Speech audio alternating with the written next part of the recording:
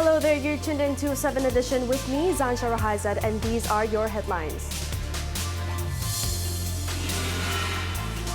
MACC reveals video evidence of smuggling and corruption at Padang Besar, Thailand border.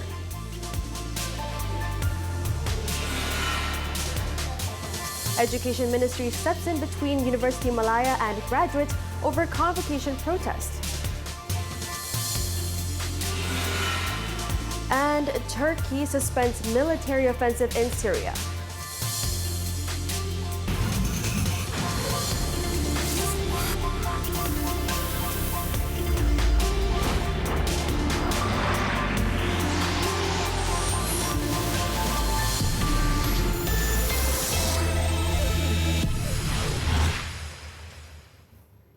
The Malaysian Anti-Corruption Commission MACC today made public a video evidence of corruption involving the nation's enforcement agencies, some taking place even in broad daylight. The video involved corrupt practices by the nation's border enforcement officers at the country's northern border, which has been taking place since 2017, allowing for smuggling activities to flourish.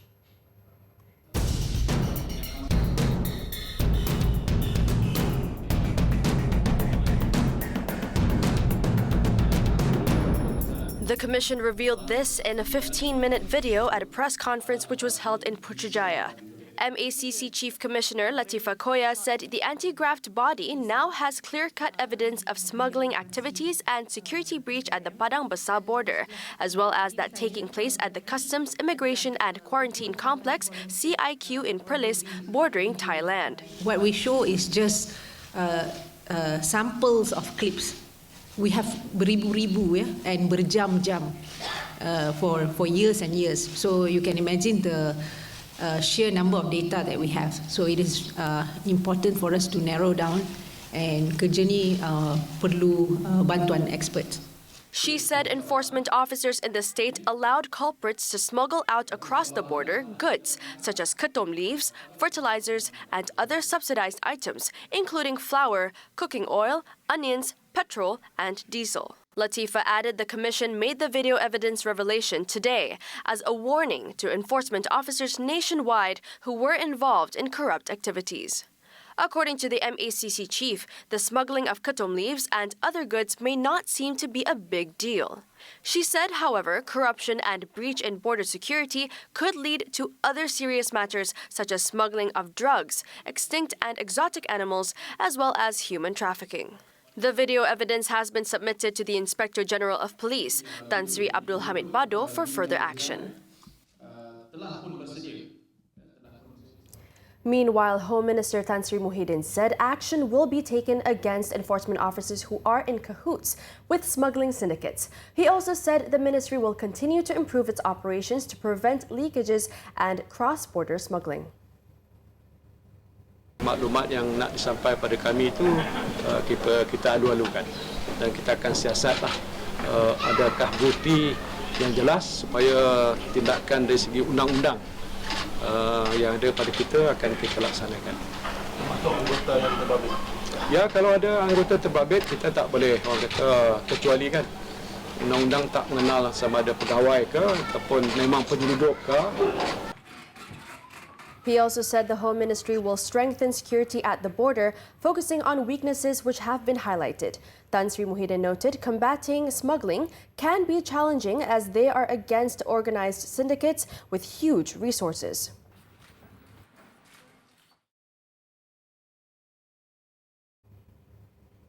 Moving on, only 8 out of 80 individuals and entities slapped with compound notices over their alleged use of funds siphoned from One Malaysia Development Berhad 1MDB have agreed to pay their fines. MACC Deputy Chief Commissioner Dato Sri Azam Baki said another 40% of those fined have vowed to take legal action. Dalam 45% menghantar surat untuk membuat rayuan.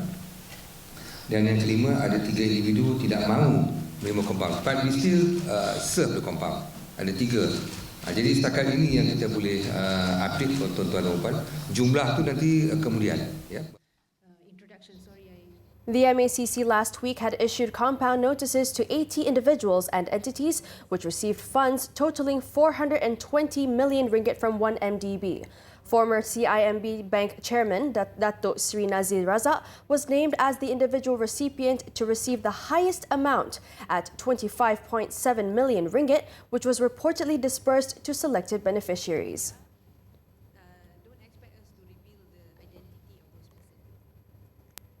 An Indonesian man was charged at the Kuantan Sessions Court for supporting and having in possession of materials related to the Daesh group. No plea was recorded from 34-year-old Fajrial when the charges were read out to him before Judge Dazuki Ali. He was accused of supporting Daesh by promoting the terrorist group through WhatsApp with another individual. The charge under the Penal Code provides for imprisonment for life, or not more than 30 years, or a fine, and forfeiture of property used or intended to be used in connection with the commission of the offence if convicted. The accused was also charged with possession of materials related to Daesh on his mobile phone on September 21st last year. The court fixed November 18th for case remention.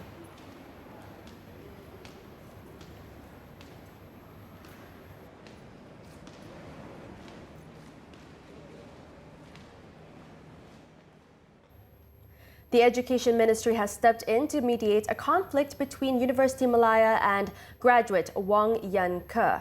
The civil engineering graduate was denied his degree after his protest stunt during the convocation ceremony earlier this week. Kita masih dalam proses untuk engage. Jadi untuk bagi dalam pandangan saya, for us to solve this matter amicably, we need both sides to engage and not enrage.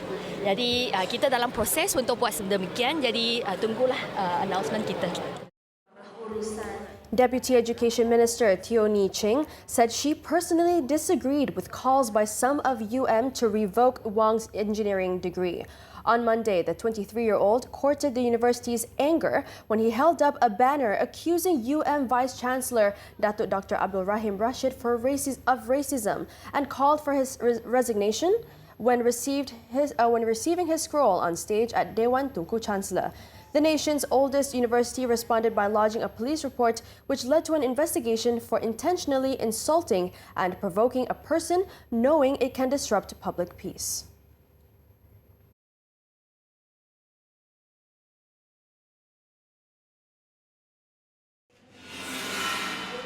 Meanwhile, a former consultant psychiatrist was charged at the Petaling Jaya Magistrates Court today for allegedly insulting the modesty of a former patient and rape victim with sexually charged words.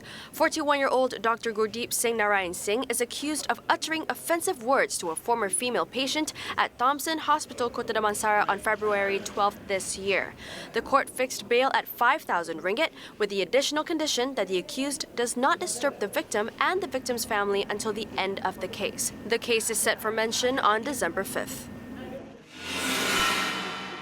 Now, the remand for the Singaporean man in the discovery of human body parts case has been extended for another 7 days until October 25th. The man is being investigated for murder following the discovery of 8 incomplete human body parts in some bushes in Kampung Ladang, Krubong, Malacca last Thursday. Police believe the body parts could belong to more than one person, as they later found 2 human heads in the ceiling of a home in Taman Merdeka Jaya, Batu Berendam, believed to be the murder scene. 3 pawn shops, suspected to be operating illegally for the past 3 to 5 years, were raided in Sagamat, Johor, Malacca Tengah, and Air Hitam Penang on September 17th and October 10th. 7 individuals, including a local man, were detained in the operation. Among the items seized were cash worth more than 29,000 ringgit, jewelleries, 3 sets of computers, and acid liquids for testing gold. The case is being investigated under the Pawnbrokers Act for conducting businesses without valid licenses. Qatar Airways aims to bring more visitors to Malaysia from Doha with the launch of their new direct route to Langkawi, Kedah. Using the extensive global network offered by Hamad International Airport in Doha, weekly flights into the jewel of Kedah will certainly help boost the state's ecotourism industry. Wan Izul Islam reports.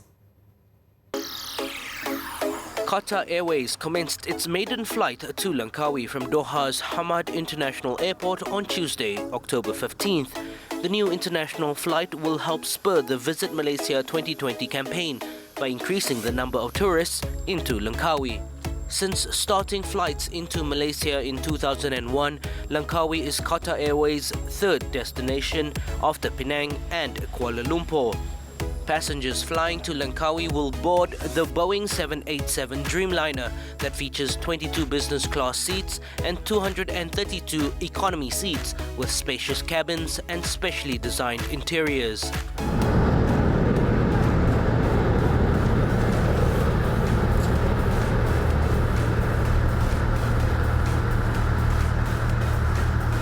Now, as you can see behind me, this is the inaugural flight that has arrived here in Langkawi, Malaysia from Doha by Qatar Airways.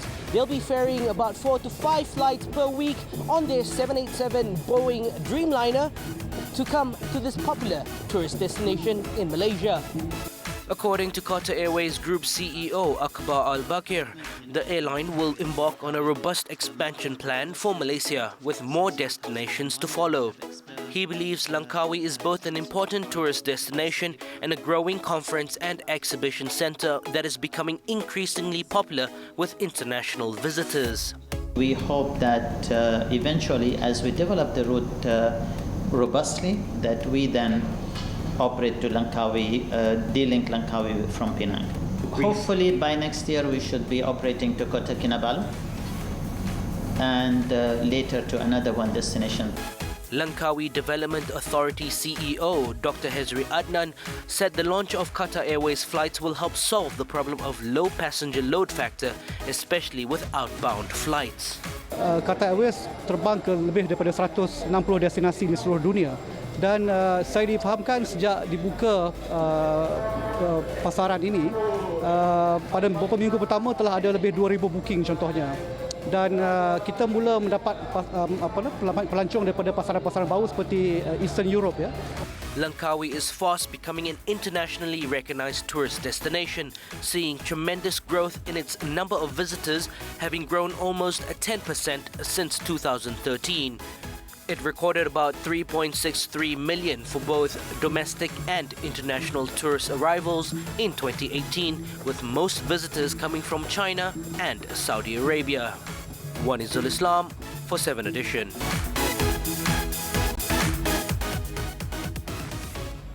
Coming up, a hapless old folk received no help. Details next.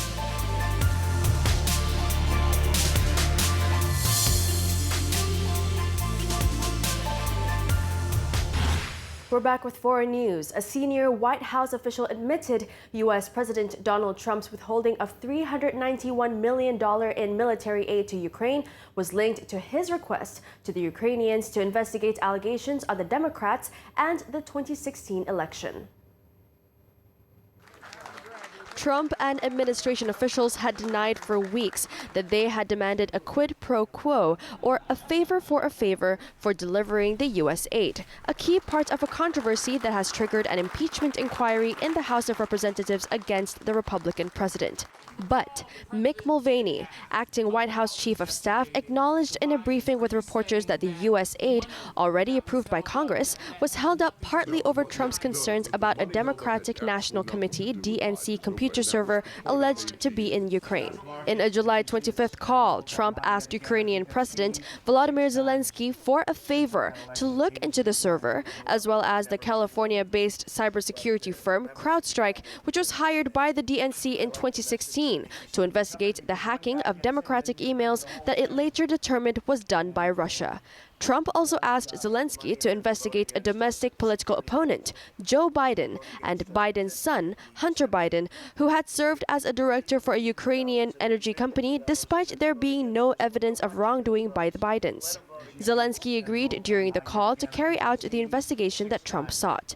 The U.S. aid later was provided to Ukraine.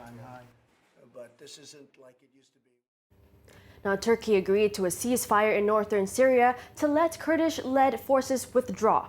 The deal came after U.S. Vice President Mike Pence and Turkey's President Recep Tayyip Erdogan met for talks in Ankara. All fighting will be paused for 5 days, and the U.S. will help facilitate the withdrawal. It is unclear if the fighters of the Kurdish YPG will fully comply, but if implemented, it would achieve the control of a strip of Syria more than 30 kilometers deep. Commander Mazloum Kobani said Kurdish-led forces would observe the agreement in the area between the border towns of Ras Al Ain and Tal Abyad, where fighting has been fierce. U.S. President Donald Trump hailed the suspension as an amazing outcome.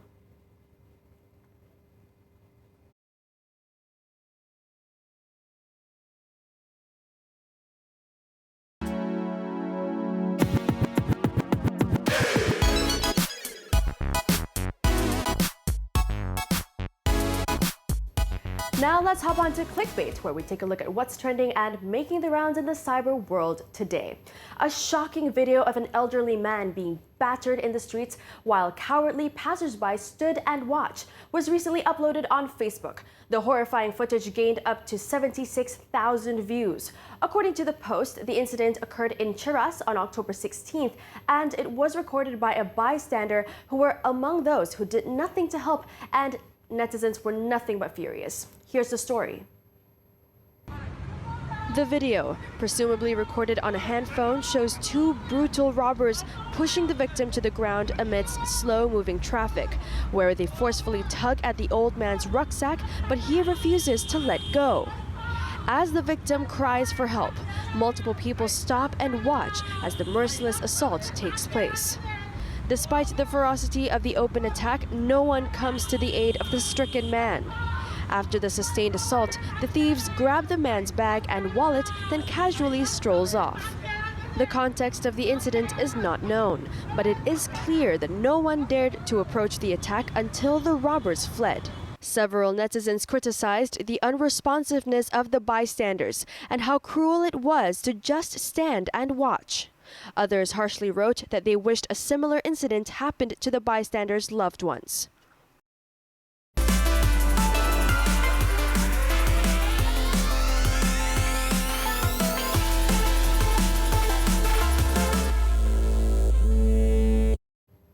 Kwai Chai Hong, one of the best-kept secrets in Kuala Lumpur, with the beautifully restored pre-war buildings, is said to be the latest tourist hotspot.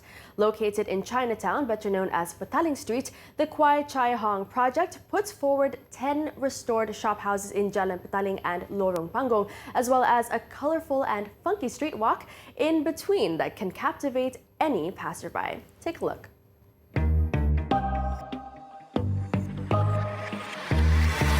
As visitors enter the area, they will be greeted by an arch featuring Mandarin characters of Kwai Chai Hong, written by a well-known Chinese calligrapher. We saw the potential this space can bring back to KL Chinatown. This street, who used to be very dilapidated, was wasted away. So when we got our opportunity to take up these 10 shop lots with the connecting back lane, we knew we could make a difference by bringing back the gist and era that used to be its golden era. Located some 15 steps away from the main entrance stands the oldest lamppost in Kuala Lumpur, which dates back to around 1903 to 1904, when electricity was first supplied in the city. To create an authentic experience for visitors, QR codes are also installed in the area. This allows members of the public to experience interactive mural paintings through sight and sound. I think we want to make it the place OKU friendly because mainly when we see the kids bringing their own old folks, their parents back to this Kwai Chai Hong, right? We can see their face after they wheel them over the bridge. They look at the place. It's like bring them go back to the past, and you can see their face is very happy, and that really make us feel very happy. Yeah, that is priceless. A wheelchair-friendly red bridge leads visitors into the hidden laneway made of reclaimed wood, salvaged from the shop lots during restoration work. And at the end of the lane, you'll see a cafe where you can enjoy desserts, coffee, and wraps while you chill and unwind. Kwai Chai Hong is open to all, from 9 a.m. to 6 p.m. daily with no entrance fee. So, if you're free and want a relaxing yet colorful day, head on down to the attraction. Now, we're going to take a short break, but when we return, China's economic growth drops to lowest level since 1992. Stay with us.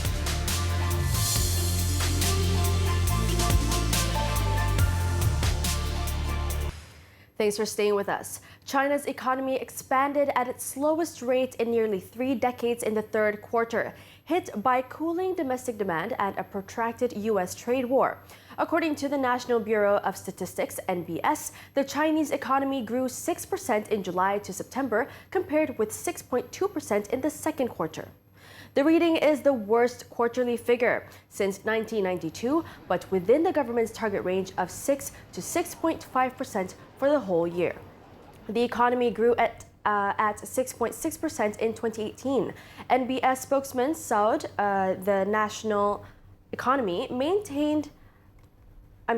NBS spokesman said the national economy maintained overall stability in the first 3 quarters. However, given the complicated and severe economic conditions both at home and abroad, the slowing global economic growth and increasing external instabilities and uncertainties, the economy is under mounting downward pressure.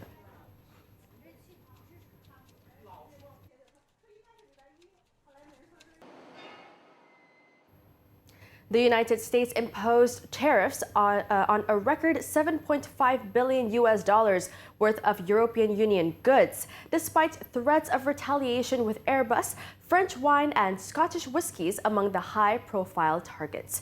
The tariffs, which took effect just after midnight in Washington, came after talks between European officials and U.S. trade representatives failed to win a last-minute reprieve. The WTO endorsed onslaught from U.S. President Donald Trump also comes as Washington is mired in a trade war with China and could risk destabilizing the global economy further. In the line of fire are civilian aircraft from Britain, France, Germany, and Spain, the countries that formed Airbus, which will now cost 10% more when imported to the U.S. But the tariffs also target consumer products such as French wine, which Trump had vowed to attack in recent months. Wine from France, Spain, and Germany will now face 25% tariffs.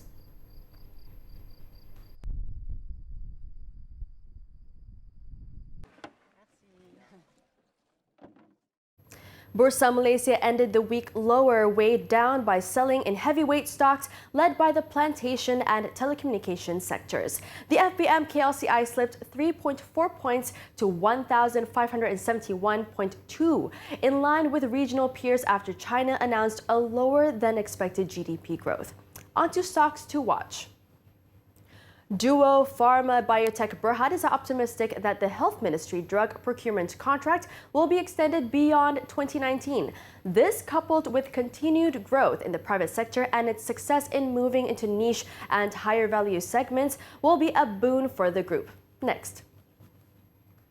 Sunway Berhad is buying purpose-built student accommodations in the UK through a private trust it plans to establish in Singapore. The trust will be investing in high-quality, well-located student accommodations with potential for long-term capital appreciation and recurring income. And last but definitely not least, Serba Dynamic Holdings Berhad has secured around 3.3 billion ringgit worth of projects year to date, pushing its outstanding order book to 9.7 billion ringgit. This is in line with the company's 2019 order book target of 10 billion ringgit, giving it a positive earnings outlook moving forward.